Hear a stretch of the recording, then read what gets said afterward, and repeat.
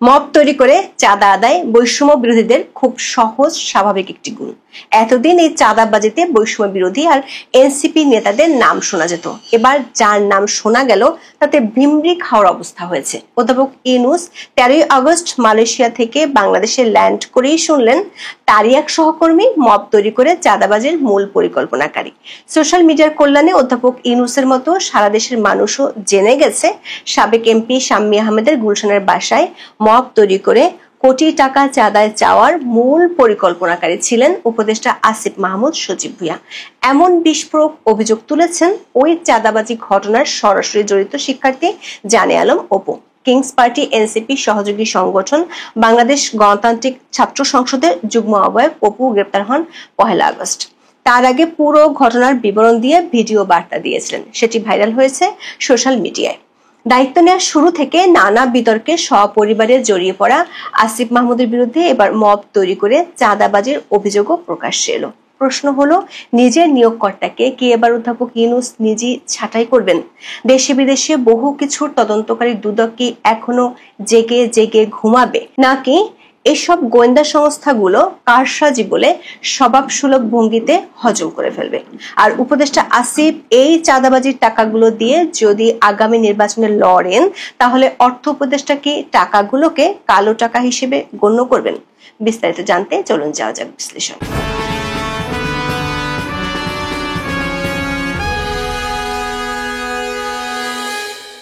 আওয়ামী লীগের বেশিরভাগ নেতা দেশ ছাড়া, কেউ কেউ ঘর ছাড়া। যারা আছেন তাদের চলতে হয় চাঁদা দিয়ে। জুলাইয়ের শেষ দিকে গুলশানে আওয়ামী লীগের সাবেক এমপি শাম্মীর বাসায় 50 লাখ টাকা চাঁদা আনতে গিয়ে হাতে নাতে ধরা পড়ে বৈষম্য বিরোধী নেতারা। গত 1 বছর ধরে বৈষম্য বিরোধী আর এনসিপি নেতাদের চাঁদাবাজির রাম রাজত্ব চলছে। গুলশানের ঘটনায় সেটি প্রকাশের পর আইওয়াসের জন্য বৈষম্য বিরোধীরা সারা দেশে তাদের কমিটি বিলুপ্ত করে, কিন্তু তারপরও সরকার সমর্থক কিংস পার্টির নেতাদের চাঁদাবাজি আর দৌরাত্ম্য থেমে নেই। 13 আগস্ট রাতে সামাজিক মাধ্যমে ছড়িয়ে পড়া একটি ভিডিও থেকে বোঝা গেল এর আসল হেতু। কারণ এসব চাঁদাবাজির পেছনে আছে রাঘব বোয়াল, যারা একেবারে অধ্যাপক ইউনূসের নিয়োগকর্তা বলে পরিচিত। অভিযোগ উঠেছে খোদ উপদেষ্টা আসিফ মাহমুদ সজীব ভুঁইয়ার বিরুদ্ধে। এই অভিযোগ তুলেছেন খোদ কিংস পার্টির সহযোগী ছাত্র সংগঠনের এক নেতা, বাংলাদেশ গণতান্ত্রিক ছাত্র সংসদের সাবেক যুগ্ম আহ্বায়ক জানে আলম অপু।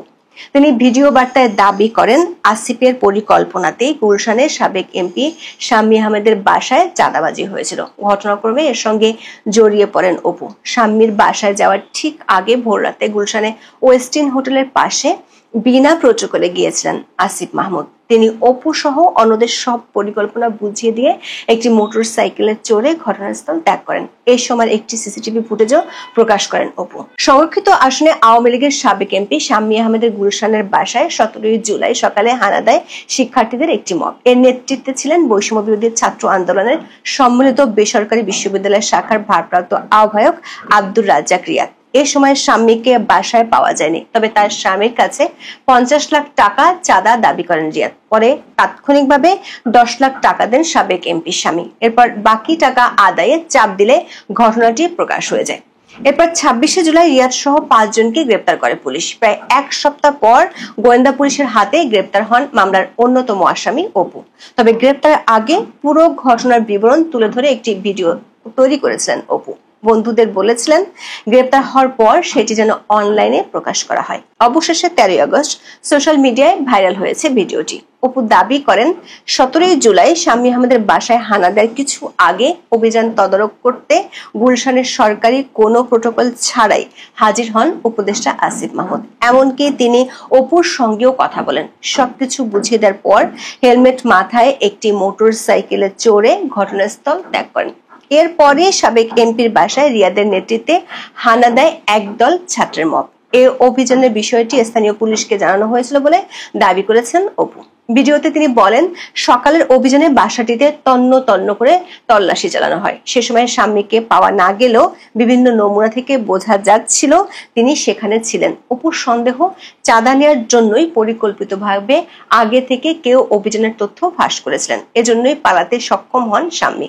বাসার তল্লাশির পরে শুরু হয় আসল নাটক। পুলিশ ও শিক্ষার্থীদের চলে যেতে বলে রিয়াদ। এরপর অপুকে নিয়ে তিনি আবার স্বামীর বাসায় যান। সাবেক এমপির কাছে দাবি করেন 1 কোটি টাকা। ভিডিওতে অপু বলেন, এভাবে চাঁদা চাওয়ার ঘটনায় তিনি বিস্মিত হয়ে পড়েন। কিন্তু সাবেক এমপি স্বামীর সঙ্গে দর কষাকষি চালিয়ে যান রিয়াদ। এক পর্যায়ে 50 লাখ টাকায় সমঝোতা হয়। তাৎক্ষণিকভাবে দেওয়া হয় 10 লাখ টাকা। কথা ছিল 2 দিন পরে আরো 40 লাখ দেওয়া হবে। বাসা থেকে বেরিয়ে অপু চাঁদাবাজি নিয়ে ক্ষোভ জানালে রিয়াদ বলেন, 1 কোটি টাকা আদায়ের নির্দেশটি দিয়েছেন চক্রের মূল নেতা উপদেষ্টা আসিফ মাহমুদ। 35 মিনিটের ভিডিওতে আসিফের আকস্মিক প্রতিপত্তি ও বিত্তবৈভবের বেশ কিছু উদাহরণ তুলে ধরেন অপু। এমনকি ঢাকায় আসিফের পাশাপাশি হান্নান মাসুদের মতো শীর্ষ এনসিপি নেতারাও মবের মাধ্যমে চাঁদাবাজিতে নেতৃত্ব দিচ্ছেন বলেও দাবি করেন তিনি। প্রতিটি ঘটনার প্রমাণ রয়েছে দাবি করে চ্যালেঞ্জ ছুড়ে দেন অপু। টাকা নেওয়ার সময় সিসিটিভি ফুটেজ সম্পর্কে বলেন, যে 2.5 মিনিটের ভিডিও ভাইরাল করে রাতারাতি ভিলেন বানানো হলো, তাদের কাছে চ্যালেঞ্জ, সৎ সাহস থাকলে আগের রাতের সিসিটিভি ফুটেজ প্রকাশ করেন, দেখি কে ফোন করছেন, কার ফোনের স্বামী ওই বাসা থেকে বের হয়েছেন, যে আইন শৃঙ্খলা বাহিনীর সঙ্গে অভিযানে গেলাম সেখানে আমাদের মধ্যে কি কথা হয়েছিল সেগুলো প্রকাশ করুন। জানে আলম অপুকে 1 আগস্ট রাজধানীর ওয়ারি থেকে গ্রেপ্তার করে গোয়েন্দা পুলিশ। এর আগে 26 জুলাই তাকে সংগঠন থেকে বহিষ্কারের কথা জানায় গণতান্ত্রিক ছাত্র সংসদ। সে সময় ফেসবুকে এক পোস্টে অপু লেখেন, প্রথমত আমি গ্রেপ্তার হইনি, দ্বিতীয়ত আমি কোথাও চাঁদাবাজিও করি নাই, আজকের গুলশানের ঘটনায় আমি কোনোভাবেই জড়িত ছিলাম না। গুলশানের প্রকৃত ঘটনা সবার সামনে তুলে ধরার কথাও সে সময় জানিয়েছিলেন অপু। দর্শক, অপুর অভিযোগকে ফেলে দেওয়ার সুযোগ নেই। গত মার্চ থেকে প্রতি মাসে দেশের কোনো না কোনো জায়গায় এনসিপি থেকে পদত্যাগের খবর আসে। অভিযোগ দলীয় নেতাদের চাঁদাবাজি। আবার উপদেষ্টা আসিফ মাহমুদের বিরুদ্ধে এরই মধ্যে অভিযোগ আর কেলেঙ্কারি প্রমাণের পাহাড় জমেছে। প্রশ্ন হলো, একের পর এক গুরুতর অভিযোগ ওঠার পরেও কি করে বহাল তবিয়তে ক্ষমতার চেয়ারে আছেন উপদেষ্টা আসিফ মাহমুদ সজীব ভুঁইয়া। যুব ক্রীড়া উপদেষ্টা হিসেবে নিয়োগ পাওয়ার পর 2024 সালের 11 আগস্ট সচিবালয়ে প্রথম অফিস করেন আসিফ মাহমুদ। চেয়ারে বসে বড় গলায় তিনি সাংবাদিকদের বলেছিলেন, পুরো দেশের সিস্টেম বদলে দিতে চান, দুর্নীতিকে শেষ করে দিবেন। এরপর 16 আগস্ট শ্রম ও কর্মসংস্থান মন্ত্রণালয়ের উপদেষ্টারও দায়িত্ব পান আসিফ মাহমুদ। ওই মন্ত্রণালয় তার হাতে ছিল 10 নভেম্বর পর্যন্ত। দায়িত্ব পুনর্বন্টনের পর 10 নভেম্বর তিনি হয়ে যান স্থানীয় সরকার, পল্লী উন্নয়ন ও সমবায় মন্ত্রণালয়ের উপদেষ্টা। একই সঙ্গে আছেন যুব ক্রীড়া উপদেষ্টার দায়িত্ব। ছাত্র থেকে রাতারাতি সরকার উপদেষ্টা বনে যাওয়া আসিফ মাহমুদের প্রভাব ও দূরত্ব বাড়তে সময় লাগেনি। কেবল তিনি নন, পরিবারের সদস্যদের বিরুদ্ধেও নিয়মিত বিরতিতে আসছে গুরুতর অভিযোগ। তার বাবার দাপটে ত্রাসের রাজত্ব কায়েম হয়েছে কুমিল্লার মুরাদনগরে। ক্ষমতার চেয়ারে বসার প্রথম দিন দুর্নীতির সিস্টেম বদলে দেওয়ার ঘোষণা দেয়া আসিফের হেলিকপ্টারে চড়ে কম্বল বিতরণের বিলাস ব্যাপক সমালোচনার জন্ম দেয় 4 মাসের মধ্যে। গত বছরের 17 নভেম্বর প্রকল্প বাস্তবায়নের ক্ষেত্রে সব ধরনের দুর্নীতি ও স্বজনপ্রীতি বন্ধ করতে কর্মকর্তাদের নির্দেশ দেন স্থানীয় সরকার উপদেষ্টা। এর 5 মাস পরে খবর বের হয় কুমিল্লা এলজিইডির ঠিকাদারি লাইসেন্স নিয়েছেন আসিফের বাবা বিল্লাল হোসেন। বিষয়টি নিয়ে আলোচনা সমালোচনার মুখে বাতিল করা হয় সেই লাইসেন্স। অন্যদিকে আসিফের পিএস মোয়াজ্জেম হোসেনের বিরুদ্ধে দুর্নীতির মাধ্যমে প্রায় 400 কোটি টাকা আয়ের অভিযোগ ওঠে। মোয়াজ্জেমকে পরে অব্যাহতি দেওয়া হলেও তার বিরুদ্ধে তদন্ত চলছে দুদকে।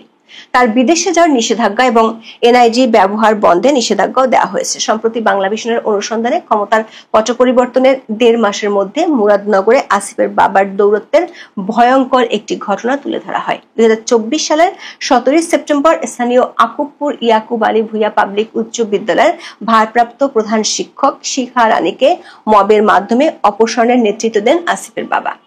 শিখা রানীকে নির্যাতনের ঘটনা সে সময় ছড়িয়ে পড়েছিল সামাজিক যোগাযোগ মাধ্যমে। এরপর নিজেই প্রধান শিক্ষকের চেয়ার দখল করেন বিল্লাল হোসেন। দর্শক, গত বছরের 25 ডিসেম্বর দিনাজপুরে এক সমাবেশে আসিফ মাহমুদ সবাইকে আল্লাহর ওয়াস্তে দুর্নীতি, চাঁদাবাজি ও দখলদারিত্ব থেকে দূরে থাকার আহ্বান জানিয়েছিলেন। প্রশ্ন হলো, গুলশানের ঘটনা ফাঁস হওয়ার পর আসিফকে কিভাবে সামলাবেন অধ্যাপক ইউনূস?